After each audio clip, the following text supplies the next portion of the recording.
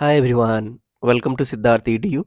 तो आज के वीडियो में हम लोग जो है बिहार एसएससी का इंटर लेवल पे जो एग्ज़ाम हुआ था उसका हम लोग सोल्यूशन देखेंगे। टोटल इसमें 4 पोर्शन रहते हैं। एक तो रहेगा आपको साइंस, मैथ, रीजनिंग और जीएस रहता है। तो हम लोग जो है साइंस और जीएस का सोल्यूशन जो है हम लोग सामान्य अध्ययन का विज्ञान का और सामान्य अध्ययन का सोल्यूशन देखेंगे पूरे डिटेल के साथ। आप लोग प्लीज़ चैनल को सब्सक्राइब कीजिएगा और कमेंट कीजिएगा आपको वीडियो कैसा लग रहा है और शेयर कीजिएगा। चलिए अपना वीडियो स्टार्ट करते हैं। तो सबसे पहला क्वेश्चन है, निम्नलिखित में से किसका उपयोग लेड पेंसिल बनाने के लिए किया जाता है? तो वह क्या है? वह जो है ग्रेफाइट जो है, ग्रेफाइट का यूज जो है हम लोग पेंसिल में जो देखते होंगे बीच में जो भूरा कलर का रहता है वह किस चीज का बना रहता है? वह जो है ग्रेफाइट रहता है, वह कार्बन का बना हुआ होता है और यह जो ग्रेफाइट जो होता है विद्युत का सुचालक होता है। यह जो है विद्युत का सुचालक होता है। मीन्स यह गुड कंडक्टर ऑफ इलेक्ट्रिसिटी होता है, वो जो ग्रेफाइट होता है। फिर अपना क्वेश्चन नंबर 3 है, पानीपत की तीसरी लड़ाई कब हुई थी? तो पानीपत की तीसरी लड़ाई कब होती है? तो यह जो है 1761 में होती है और यह किसके बीच होती है? यह जो है अफगान का अहमद शाह अब्दाली और सदाशिवराव के बीच में होते हैं, मराठा पेशवा। अब देख यह इसमें कौन जीतते हैं? तो अहमद शाह अब्दाली जो है तीसरे बैटल ऑफ पानीपत में जीतते हैं। अब मैं आपको यहाँ पे जो है तीनों जो पानीपत का युद्ध हुआ था मैं तीनों के बारे में बता दे रहा हूँ। सबसे पहला पानीपत का युद्ध कब हुआ था? तो 1526 के ईस्वी में। और किसके किसके बीच में? तो बाबर और इब्राहिम लोदी के बीच में हुआ था। इसमें कौन जीतता है? तो बाबर जो है जीत जाता है और इब्राहिम लोदी की इसमें हार होती है। फिर दूसरा पानीपत युद्ध कब होता है? तो 1556 ईस्वी में होता है। किसके किसके बीच में होता है? तो अकबर और हेमू के बीच में। इसमें हेमू हार जाता है और अकबर जीतता है। और तीसरा पानीपत युद्ध कब होता है? तो 1761 ईस्वी में होता है। किसके बीच में? तो अफगान का अहमद शाह अब्दाली और सदाशिवराव जो ये मराठा पेशवा थे। और इसमें किसकी हार होती है? तो सदाशिवराव की हार होती है। इसका आंसर क्या हो जाएगा? ऑप्शन सी, 1761 ईस्वी। फिर इसके बाद क्वेश्चन नंबर है 7, लोकपाल की स्थापना पहली बार कब की गई थी? तो लोकपाल की स्थापना जो है सबसे पहली बार जो है 1809 ईस्वी में किया गया था। कहां पे? तो स्वीडन में किया गया था। ये लोकपाल की स्थापना सबसे पहली बार कब होती है? तो 1809 ईस्वी में स्वीडन में होती है। और भारत में लोकपाल कब लागू होता है? तो 2014 ईस्वी में। जब आपको पता होगा जब अन्ना हजारे जो थे 2013 में लोकपाल के लिए अनशन पे बैठे थे। यह कब से लागू होता है लोकपाल? तो 2014 ईस्वी में होता है। और लोकपाल होता क्या, इसे किस लिए बनाया गया था? तो जो भी सरकारी कर्मचारी है, जो सरकारी ऑफिसर है, उसके ऊपर कोई भी करप्शन का यदि चार्ज लगा है उसके जांच करने के लिए यह लोकपाल बनाया गया था। फिर अपना क्वेश्चन नंबर 8 है, बिहार में रेलवे का पहिया बनाने का कारखाना स्थित है। तो यह कहाँ पे स्थित है? तो बिहार में यह छपरा में जो है रेलवे का पहिया बनाने का कारखाना है। यह कब बनाया गया था? तो 2008 ईस्वी में। उस समय में जो लालू यादव जो थे रेल मंत्री थे। फिर क्वेश्चन नंबर क्या है 10, भूकंप की तीव्रता मापने वाला यंत्र क्या कहलाता है? तो भूकंप की जो तीव्रता नापते हैं उसे क्या बोलते हैं? उसे रिएक्टर स्केल बोलते हैं। रिएक्टर स्केल का खोज किसने किया था? तो चार्ल्स रिएक्टर ने किया था। और कौन से ईस्वी में? तो 1935 ईस्वी में किया गया था। रडार क्या होता है? देखिए रडार का फुल फॉर्म होता है रेडियो डिटेक्शन एंड रेंजिंग होता है। रडार किस लिए यूज होता है? जैसे हम कोई भी ऑब्जेक्ट को हम नहीं देख पाते हैं उसके मदद से हम लोग उसे खोजते हैं। जैसे आपको हो गया, आपको हेलीकॉप्टर हेलीकॉप्टर नहीं, वो जो फाइटर जेट वगैरह जो रहता है तो उसे उसे खोजने के लिए जो है रडार का यूज करते हैं। और इसका खोज किसके द्वारा किया गया था? खोज जो है टेलर के द्वारा रडार का खोज किया गया था। फिर क्वेश्चन नंबर 11 है, हाथी परियोजना कहाँ आरंभ की गई? तो हाथी परियोजना जो है 1991 से 1992 में यह आरंभ की गई थी। फिर क्वेश्चन नंबर 12 है, माधव राष्ट्रीय उद्यान कहाँ है? तो माधव राष्ट्रीय उद्यान जो है मध्य प्रदेश के ग्वालियर में। फिर क्वेश्चन नंबर 13 है, प्रथम रेलवे और परिवहन विश्वविद्यालय की स्थापना कहाँ की गई? तो यह कहाँ की गई थी? तो वडोदरा गुजरात में की गई थी। फिर क्वेश्चन नंबर 14 है, रुपे कार्ड को पहली बार भारत में व्यावसायिक स्तर पर कब जारी किया गया था? तो यह कब जारी किया गया था? तो यह जो है 2012 ईस्वी में इसे जारी किया गया था। रुपे कार्ड जो है यह भारतीय घरेलू कार्ड योजना है। यह जो है रुपे कार्ड यह एक भारतीय घरेलू कार्ड योजना है।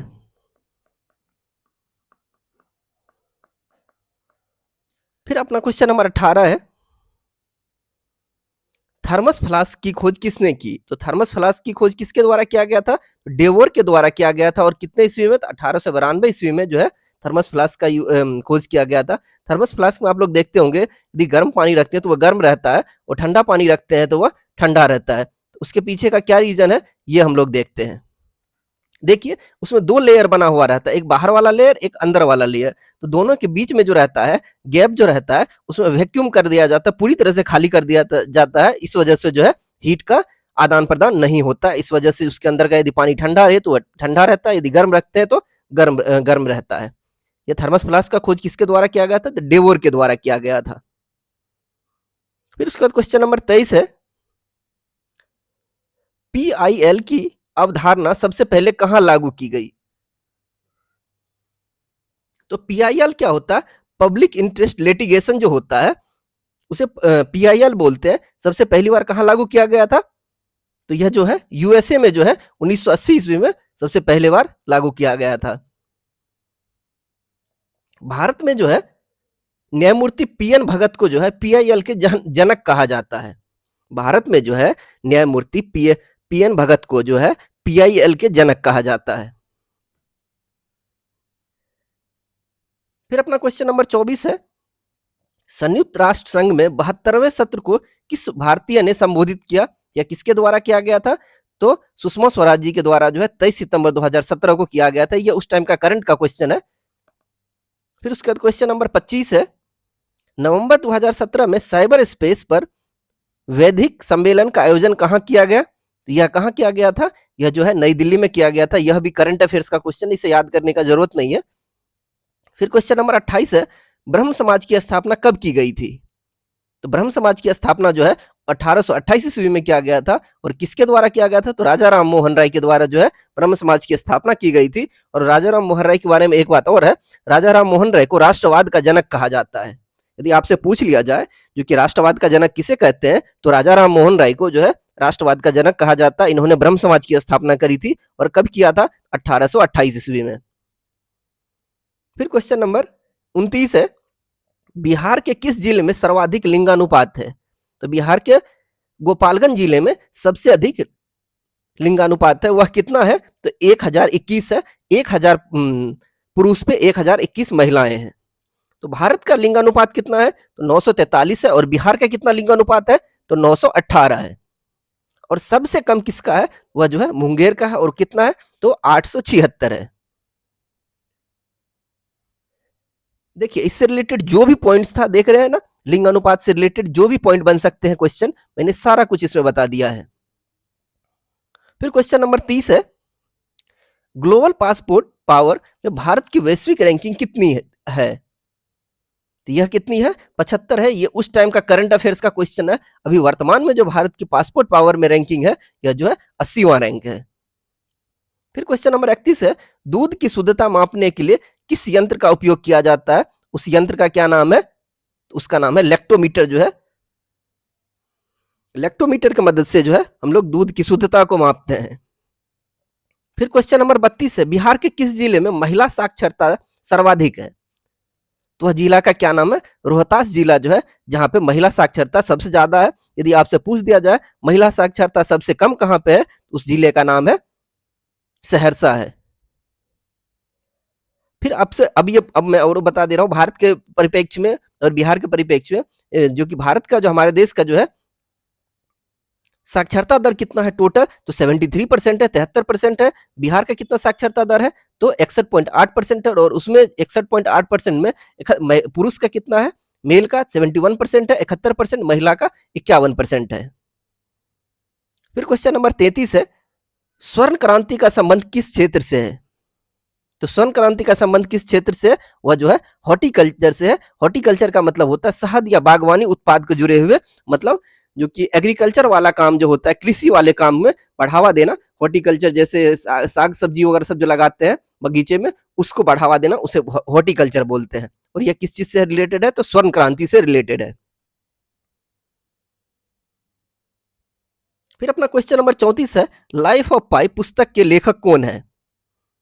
तो लाइफ ऑफ पाई पुस्तक के लेखक का क्या नाम है? यान मर्टेल जो है लाइफ ऑफ पाई पुस्तक के लेखक है। लाइफ ऑफ पाई एक मूवी भी आई हुई है, यह जो है यह फिल्म आई हुई है, हॉलीवुड फिल्म है, यह देखिएगा, ये अच्छी फिल्म है। लाइफ ऑफ पाई जो है इसके लेखक कौन है? यान मार्टेल जो है इसके लेखक है। 34 के बाद है अपना क्वेश्चन नंबर 38 है, निम्नलिखित में से किस देश ने दृष्टिबाधितों का क्रिकेट विश्व कप 2018 जीता? ये देखिए, ये करंट का क्वेश्चन, इस सबको याद नहीं करना, इस सबको मैं बोलता हूँ काट ही देते हैं। फिर क्वेश्चन नंबर 39 है, भेड़ के एंथ्रेक्स होने का कारण है। तो भेड़ के एंथ्रेक्स होने का क्या कारण होता है? वह जो है यह एक बैक्टीरिया की वजह से जो होता है एंथ्रेक्स होता है। एंथ्रेक्स जो है केवल भेड़ ही नहीं, जानवर में जो होता है, बहुत सारे जानवर में जो दाना दाना टाइप से निकल जाता है, उसका यदि उसका इलाज ना किया जाए तो उसकी मौत हो जाती है। एंथ्रेक्स क्या है? यह एक बैक्टीरिया है, जीवाणु है। फिर क्वेश्चन नंबर 40 है, नील सत्याग्रह बिहार में कहाँ आरंभ की गई थी? तो नील सत्याग्रह जो है पश्चिमी चंपारण में की गई थी। और कब किया गया था? 1917 ईस्वी में जो किया गया था। किसके द्वारा? तो गांधी जी के द्वारा किया गया था। और यह एक गांधी जी का सबसे पहला सत्याग्रह था। यह जो किस चीज के लिए किया गया था? तो तीन कठिया प्रणाली के लिए, तीन कठिया प्रणाली के विरुद्ध किया गया था। यह जो नील सत्याग्रह किया गया था, जो कि बिहार के पश्चिमी चंपारण में, कब? 1917 ईस्वी में गांधी जी के द्वारा, जो कि तीन कठिया प्रणाली यह था, यदि किसी भी किसान का यह जो जमीन है, इसमें जो है 3/20 भाग में इसे नील की खेती करनी होती थी, उसके विरुद्ध में जो है नील सत्याग्रह किया गया था। फिर क्वेश्चन नंबर 41 है, टोडा जनजाति कहाँ निवास करती है? तो टोडा जनजाति जो है नीलगिरी की पहाड़ी में, जो कहाँ पे है? तमिलनाडु में, वहां पे निवास करती है। फिर क्वेश्चन नंबर 42 है, अग्नि बुझाने के यंत्र में किसका इस्तेमाल किया जाता है? जो आग जब बुझाते हैं तो उसमें किसका इस्तेमाल किया जाता है? उसमें जो है सोडियम बाइकार्बोनेट, जिसका फॉर्मूला होता है NaHCO3। अग्नि बुझाने में जो यंत्र यूज करते हैं उसमें किस चीज का इस्तेमाल करते हैं? उसमें जो है सोडियम बाइकार्बोनेट NaHCO3 यूज करते हैं। जो NaHCO3, इसे जो है बेकिंग सोडा भी कहा जाता है, जो कि घर में खाने वगैरह में यूज किया जाता है, केक वगैरह बनाने के लिए। सोडियम बाइकार्बोनेट को हम बेकिंग सोडा भी यूज करते हैं, बेकिंग सोडा भी बोलते हैं, और इससे आग बुझाने में भी काम करते हैं। अब देखिए, सोडियम कार्बोनेट, सोडियम कार्बोनेट क्या होता है? Na2CO3 होता है, जिसे क्या बोलते हैं? वॉशिंग सोडा बोलते हैं, वॉशिंग सोडा। देखिए, ये सब क्वेश्चन डायरेक्ट क्वेश्चन आने वाले क्वेश्चन है, पूछ दिया जाएगा सीधे वॉशिंग सोडा का फॉर्मूला बताए तो यहाँ पे, इसलिए मैं इसे पूरे डिटेल में बता दे रहा हूँ। वॉशिंग सोडा का फॉर्मूला क्या होता है? Na2CO3, जिसका केमिकल फॉर्मूला क्या नाम है, रासायनिक नाम? वह है सोडियम बाइकार्बोनेट, सोडियम कार्बोनेट। इसका ध्यान रखिएगा, कार्बोनेट और बाइकार्बोनेट का। फिर उसके बाद क्वेश्चन नंबर 43 है, नवंबर 2017 में किसके 18 किग्रा भार में? वह, यह भी जो है करंट का क्वेश्चन है, इसे छोड़ दीजिए, इसे काट दीजिए। फिर क्वेश्चन नंबर 46 है, अवधि साहित्य मृगा की रचना किसने की? यह किसके द्वारा किया गया था? यह जो है कुतुबुन के द्वारा जो है यह साहित्य मृगा जो है इसकी रचना की गई थी।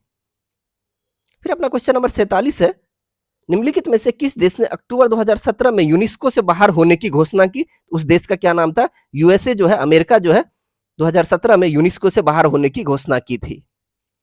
फिर क्वेश्चन नंबर 48 है, पंचायती राज पर अशोक मेहता समिति की स्थापना कब की गई थी? तो अशोक मेहता समिति या अशोक मेहता कमेटी जो है, इसकी स्थापना कब की गई थी?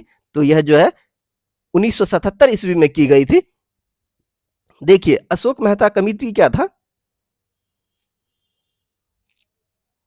यह जो है अशोक मेहता कमेटी, यह जो है द्विस्तरीय पंचायती राज व्यवस्था को सिफारिश किया था, जो कि अशोक मेहता कमेटी कब आता है? 1977 ईस्वी में आता है। इन्होंने जो है द्विस्तरीय पंचायती राज व्यवस्था का सिफारिश किया गया था। इसे जो है अशोक मेहता कमेटी को जो है बलवंत राय मेहता कमेटी जो है कम्युनिटी डेवलपमेंट प्रोग्राम जो निकाला था, उसे जांच करने के लिए, उसे देखने के लिए बनाया गया था।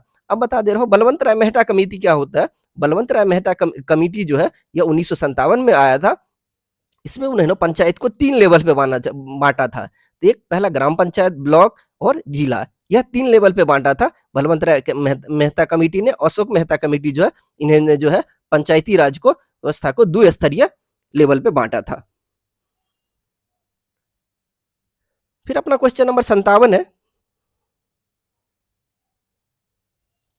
देखिए बीच वाले जो भी क्वेश्चन है मैथ और रीजनिंग के, यह भी जो है 57 जो है यह भी करंट के क्वेश्चन है, करंट अफेयर्स को, इसको नहीं याद कीजिएगा, काट दे रहा हूं, कारण है याद करना कोई मतलब फायदा नहीं है, इससे क्वेश्चन नहीं आएगा। अभी के करंट अफेयर्स का क्वेश्चन तैयार कीजिए। मैं करंट अफेयर्स का वीडियो बना रखा है, स्पीडी का जो है और एडिटोरिया का, दोनों का बना रखा है, टॉपिक वाइज बना रखा है एडिटोरिया का और स्पीडी का, पूरा मैंने जो टोटल लास्ट में 800 क्वेश्चन है उसका भी मैंने दे रखा है। फिर क्वेश्चन नंबर 58 है, भूरा कोयला के रूप में किसे जाना जाता है? तो भूरा कोयला के रूप में किसे जाना जाता है? तो लिग्नाइट को जो है भूरा कोयला के रूप में जाना जाता है। इसमें कार्बन जो है, कार्बन कितना परसेंट होते हैं? तो लगभग 60 से 70% जो है इसमें कार्बन होते हैं।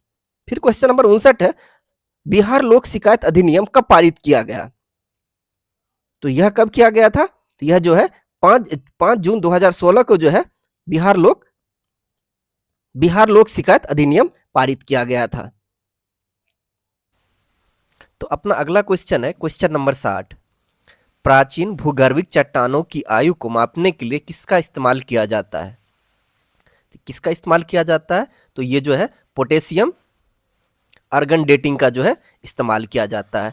और कार्बन डेटिंग जो होता है इसमें कौन सा कार्बन यूज किया जाता है? तो कार्बन 14 यूज किया जाता है। देखते होंगे C6 और 14 ये कार्बन का यूज किया जाता है, जो कि जैसे कोई भी ऑर्गेनिक मैटर हो, जैसे किसी का कंकाल मिला, जैसे बोला जाता है डायनासोर का अंडा मिला, चाहे क्या बोलते हैं किसी इंसान का कंकाल मिला, तो उससे कैसे पता करते हैं जो कि ये 100 साल पुराना है, 200 साल पुराना है? तो वो किसके मदद से करते हैं? तो कार्बन डेटिंग के मदद से जो है हम लोग ऑर्गेनिक मैटर का आयु पता करते हैं। और यदि चट्टान की आयु का पता करना है तो उसमें किस चीज का यूज करते हैं? तो पोटेशियम आर्गन डेटिंग का यूज करते हैं। फिर अपना क्वेश्चन नंबर 61 है, बिहार में पंचायत समिति के अंकेक्षण, नियोजन और वित्त का अध्यक्ष कौन होता है? तो ये कौन होते हैं? ये होते हैं पंचायत समिति के प्रमुख जो है इसके अध्यक्ष होते हैं। फिर अपना क्वेश्चन नंबर 62 है, उल्फ हॉल उपन्यास के लेखक कौन है? इसके लेखक कौन है? ये जो है हिलेरी मेंटेल जो है यह उल्फ हॉल उपन्यास के लेखक हैं। फिर अपना क्वेश्चन नंबर 63 है, किस वर्ष को नियोजन अवकाश कहा गया है? वह कौन सा वर्ष है? वह वर्ष जो है 1966 से लेकर 1969 तक को जो है नियोजन अवकाश वर्ष कहा गया है। फिर इसके बाद आता है अपना क्वेश्चन नंबर 66, प्रकाश संश्लेषण की क्रिया अधिकतम होती है? तो प्रकाश संश्लेषण की क्रिया अधिकतम कौन से रोशनी में होती है? वह जो है लाल रोशनी में जो है ज्यादा होती है प्रकाश संश्लेषण की क्रिया। फिर इसके बाद आता है अपना क्वेश्चन नंबर 68। ये देखिए 2017 का यह करंट अफेयर्स का क्वेश्चन है, इसलिए इसको पढ़ने की जरूरत नहीं है। फिर 68 के बाद आता है अपना क्वेश्चन नंबर 69, बिहार में पहला कांग्रेस अधिवेशन कहाँ हुआ था? तो यह कहाँ पे हुआ था? तो बांकीपुर पटना में। यह बांकीपुर कहाँ पे है? तो यह जो है पटना में है। और कब हुआ था? तो 1912 ईस्वी में हुआ था। और उसके अध्यक्ष कौन होते हैं? तो आर एन मदुलकर जो है उसके अध्यक्ष होते हैं। और बिहार में अब तक जो है कांग्रेस के 2 सेशन हुए थे। तो दूसरा सेशन कब हुआ था? तो 1922 ईस्वी में। उस टाइम में कौन अध्यक्ष बने थे? तो उस सेशन के तो चितरंजन दास जो है, CR दास, चितरंजन दास जो है उसके अध्यक्ष बनते हैं। फिर इसके बाद अपना आता है क्वेश्चन नंबर 71, भारतीय औद्योगिक निवेश बैंक का मुख्यालय कहाँ है? तो यह कहाँ पे है? यह जो है कलकत्ता में जो है भारतीय औद्योगिक निवेश बैंक का मुख्यालय है। फिर आता है क्वेश्चन नंबर 73, 1857 से 1859 का प्रथम स्वतंत्रता संग्राम पुस्तक के लेखक कौन है? तो वह कौन है? कार्ल मार्क्स और F एंगल्स है। यह जो है अंग्रेजों के बारे में बताया गया है इस बुक में। फिर आता है क्वेश्चन नंबर 74, पाइका नृत्य का संबंध किस राज्य से है? तो पाइका नृत्य का संबंध जो है यह बिहार राज्य से है। और यह जो है एक तरह का मार्शल आर्ट नृत्य रूप है, जो कि यह जो है युद्ध के समय में इस तरह का, युद्ध की तैयारी के समय इस तरह का युद्ध किया जाता है। पाइका नृत्य जो है यह एक किस तरह का नृत्य है? तो मार्शल आर्ट नृत्य है, मार्शल आर्ट नृत्य है। फिर आता है अपना क्वेश्चन नंबर 75, इंडिया डिवाइडेड पुस्तक के लेखक कौन है? इसके लेखक कौन है? तो वो उनका क्या नाम है? राजेंद्र प्रसाद जो है यह इनके लेखक है, इंडिया डिवाइडेड। फिर अपना आता है क्वेश्चन नंबर 76, कालाजर किस कारण होता है? कालाजर बीमारी जो होता है यह किस चीज के काटने से होता है? तो यह जो है लिस्मानिया, लिस्मानिया डोनोमानिया जो होता है, लिस्मानिया जो है यह एक तरह का प्रोटोजोआ है, इसके काटने से कालाजर होता है। और मलेरिया जो होता है, क्योंकि यह भी मच्छर के काटने से होता है, और वह कौन सा मच्छर होता है? तो प्लाज्मोडियम जो होता है प्रोटोजोआ, इसके काटने से जो कालाजर भी ये जो है मलेरिया होता है। तो कालाजर किससे होता है? तो लिस्मानिया से होता है। लिस्मानिया एक तरह का प्रोटोजोआ है। और यदि आपसे पूछ दिया जाए मलेरिया किसके काटने से होता है, तो यह एक तरह का प्रोटोजोअल यह भी डिजीज है, उसका क्या नाम है? तो प्लाज्मोडियम के काटने से मलेरिया होता है। फिर अपना क्वेश्चन नंबर 77 आता है, मिशन इंद्रधनुष कहाँ आरंभ किया गया? तो यह कहाँ शुरू किया गया था? यह जो है गुजरात के वाडनगर में शुरू किया गया था। और कब? तो 2017 ईस्वी में शुरू किया गया था। इसका उद्देश्य क्या था? 2 वर्ष से कम आयु के बच्चे और गर्भवती महिलाओं को टीका उपलब्ध कराना, यह मिशन इंद्रधनुष का यह उद्देश्य था। फिर आता है क्वेश्चन नंबर 78, विश्व जनसंख्या दिवस कब मनाया जाता है? तो विश्व जनसंख्या दिवस कब मनाते हैं? वह जो है 11 जुलाई को जो है विश्व जनसंख्या दिवस मनाते हैं। फिर अपना क्वेश्चन नंबर 81 है, रक्त के थक्का को जमाने में क्या मदद करता है? तो वह क्या मदद करता है? वह जो है प्लेटलेट्स जो है रक्त के थक्का को जमाने में मदद करता है, जिसको प्लेटलेट्स को क्या बोलते हैं? थ्रोम्बोसाइट्स भी बोला जाता है। देखिए, जो कि आप लोग देखते होंगे जी कि डेंगू का जो पेशेंट होता है उसमें क्या होता है? प्लेटलेट्स काउंट कम हो जाता है। इस वजह से है जो उसके शरीर में यदि बहुत प्लेटलेट्स काउंट जो बहुत ज़्यादा कम हो जाता है, तो उसके शरीर पे देखते होंगे दाने दाने जैसा लाल लाल दाना निकल जाता है, उससे ऐसा लगता है खून बह रहा है। उसमें कारण क्या है? क्योंकि प्लेटलेट्स का काउंट कम हो जाने की वजह से वह जो रक्त का थक्का नहीं बन पाता है। फिर अपना क्वेश्चन नंबर 85 है। देखिए 85 क्या है? मिस वर्ल्ड 2017 प्रतियोगिता की विजेता कौन है? यह भी करंट अफेयर्स का क्वेश्चन है, इसको नहीं पढ़ना है। हर साल लगभग जो है 4 से 5 क्वेश्चन जो है करंट अफेयर्स के आ रहे हैं। फिर इसके बाद आता है क्वेश्चन नंबर 86, किस कंपनी को महारत्न कंपनी का दर्जा दिया गया है? तो महारत्न कंपनी का दर्जा किसे दिया गया? वह जो है गेल है। गेल कंपनी को जो है, गेल को महारत्न कंपनी का दर्जा दिया गया। यहाँ पे मैं देखिए जूम करके दिखा दे रहा हूँ, महारत्न कंपनी कौन कौन है और नवरत्न कंपनी कौन कौन है। टोटल जो है 12 नवरत्न महारत्न कंपनी है, और नवरत्न कंपनी कितने हैं? यह 13 है। तो इसका जो इसे याद करना तो पॉसिबल नहीं है, बट एक बार जो है नज़र से आप लोग देख लीजिएगा, मैं पूरा जूम कर दे रहा हूँ, पॉज करके देख सकते हैं आप लोग। फिर इसके बाद आता है अपना क्वेश्चन नंबर 86 के बाद क्वेश्चन नंबर 88, भारत का कौन सा राज्य सर्वाधिक लोहा उत्पादक राज्य है?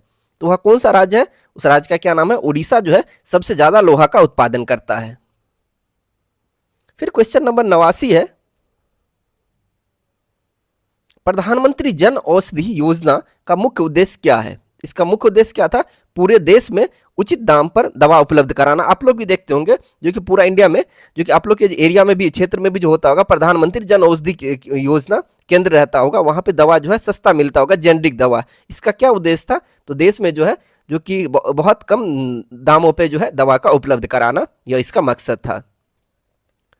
फिर अपना क्वेश्चन नंबर 90 है, आयोडीन किस रूप में पाया जाता है? तो आयोडीन जो है ठोस रूप में पाया जाता है। और यदि आपसे पूछ दिया जाए तो ब्रोमीन किस रूप में पाया जाता है? कारण यह बहुत बार क्वेश्चन रिपीट हो चुका है, इसलिए बता रहा हूं। तो ब्रोमीन जो है द्रव के रूप में पाया जाता है। फिर 90 के बाद आता है क्वेश्चन नंबर 96, 2015-16 में भारत में किस राज्य ने सर्वाधिक नारियल का उत्पादन किया? यह भी करंट अफेयर्स का क्वेश्चन है, इसको पढ़ने की जरूरत नहीं है। फिर 96 के बाद आता है क्वेश्चन नंबर 99, राज्यसभा में कितने सदस्य राष्ट्रपति द्वारा निर्वाचित किए जाते हैं? तो वह कितने होते हैं? तो 12 सदस्य जो है राष्ट्रपति के द्वारा निर्वाचित होते हैं, और जो राष्ट्रपति उन्हीं लोगों को निर्वाचन करते हैं जो है ये 4 फील्ड में महारत हासिल होते हैं। इस 4 फील्ड में जो है अपनी प्रख्याति हासिल किए रहते हैं, पहचान बनाए रहते हैं। वह 4 ऐसे कौन से फील्ड है, इसको याद रखिएगा, कहे तो पूछा जा सकता है। तो वह 4 फील्ड कौन से? वह है साहित्य है, विज्ञान है, कला है और समाज सेवा। देखिए राज्यसभा में टोटल की सीट कितने? अधिकतम 250। अभी वर्तमान में कितने? 245 में 233 चुनाव लड़के आते हैं, और 12 जो है यह राष्ट्रपति के द्वारा नॉमिनेट होते हैं। हर 2 साल पे जो है 2 वर्ष पर 1/3 सदस्य जो होते हैं राज्यसभा के, वह रिटायर्ड होते हैं। मीन्स जो कि टोटल जितना सीट है, तो हर दो, इसका समय काल कितना होता है, तो समय काल जो है, समय 6 वर्ष का होता है। और इसके लिए मिनिमम कितना उम्र होना चाहिए, 30 वर्ष होना चाहिए इसके चुनाव लड़ने के लिए। ये अंतर होता है लोकसभा में। लोकसभा में 25 वर्ष चाहिए होता है। फिर अपना क्वेश्चन नंबर 100 है, गारो पहाड़ी कहाँ पे है, यह कहाँ पे अवस्थित है, तो यह जो है मेघालय में है। मेघालय में और पहाड़ी है, इस तीनों पहाड़ी का नाम याद रखिएगा, कारण है पूछा जाता है। गारो, खासी, जयंता, यह 3 पहाड़ी जो है यह मेघालय में अवस्थित है। फिर इसके बाद आता है अपना क्वेश्चन नंबर 106, हिंदी उपन्यास कंकाल की रचना किसने की। तो कंकाल की रचना किसके द्वारा किया गया, वह जो है जयशंकर प्रसाद के द्वारा जो है हिंदी उपन्यास कंकाल की रचना की जाती है।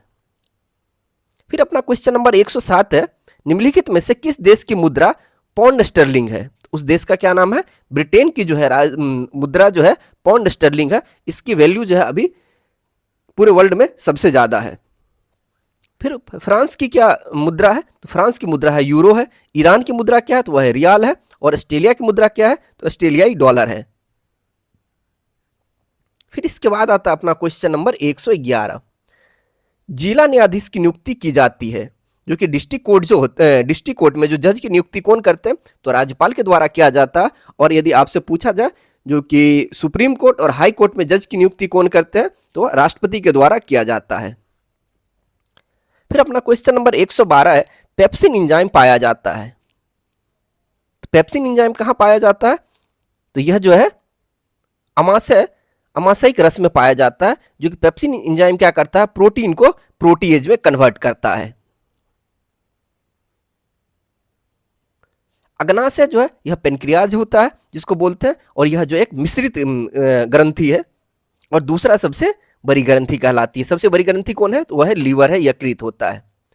फिर अपना क्वेश्चन नंबर 113 है, प्रिस्बायोपिया के उपचार में किस दर्पण का इस्तेमाल किया जाता है। यह जो है बाइफोकल लेंस का इस्तेमाल किया जाता है। देखिए प्रिस्बायोपिया का मतलब होता है जरा दृष्टि दोष।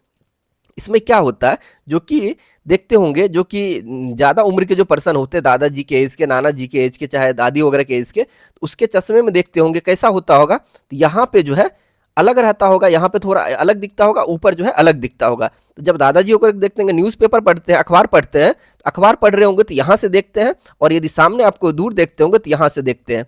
तो प्रिस्बायोपिया या जरा दृष्टि में क्या होता है, ना तो पास का अच्छे से दिख पाता है, ना दूर का अच्छे से दिख पाता है। तो इसलिए एक ही चश्मा में जो है दोनों तरह का लेंस, बाइफोकल, मतलब दोनों तरह का जो है जो लेंस लगाया जाता है। और आपको मैं यहाँ पे 2 और केस होता है, जो कि वह होता है कौन सा, तो दूर दृष्टि दोष, और एक होता है नजदीक दृष्टि दोष, जो कि एक इसे क्या बोलते हैं, हाइपरमेट्रोपिया। तो हाइपरमेट्रोपिया के केस में क्या होता है, जो कि देखिए दूर दृष्टि दोष मतलब नाम का उल्टा करना। तो दूर दृष्टि दोष मतलब दूर का दिखना, तो दूर का यदि दिख रहा है तो पास का नहीं दिख रहा है, तो पास का नहीं दिख रहा है, उसमें कौन सा लेंस लगाते हैं, तो उत्तल लेंस लगाते हैं, जो कि हमें अच्छे से दिखाई दे पास का चीज। फिर आता है मायोपिया। मायोपिया का मतलब होता है जो कि शॉर्ट साइटेडनेस, मतलब नजदीक दृष्टि दोष। तो नजदीक दृष्टि दोष का मतलब जो कि नजदीक का दिख रहा है, दूर का नहीं दिख रहा है, उसमें कौन सा लेंस यूज करेंगे, तो convex lens, concave lens use करेंगे, जिसको बोलते हैं अवतल लेंस बोलते हैं। फिर अपना इसके बाद आता है क्वेश्चन नंबर 113 के बाद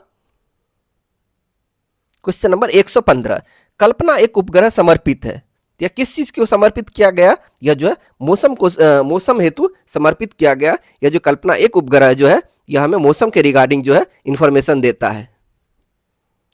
फिर अपना क्वेश्चन नंबर 116 है, मेगाट्रॉपिक्स उपग्रह संयुक्त अभियान है, यह किसके बीच का, यह कौन सा संयुक्त अभियान है, यह जो है भारत और फ्रांस के बीच यह एक संयुक्त अभियान है। इसका क्या पर्पस था, तो जलवायु परिवर्तन के बारे में, जलवायु परिवर्तन पे यह जो है अभियान चलाया गया था।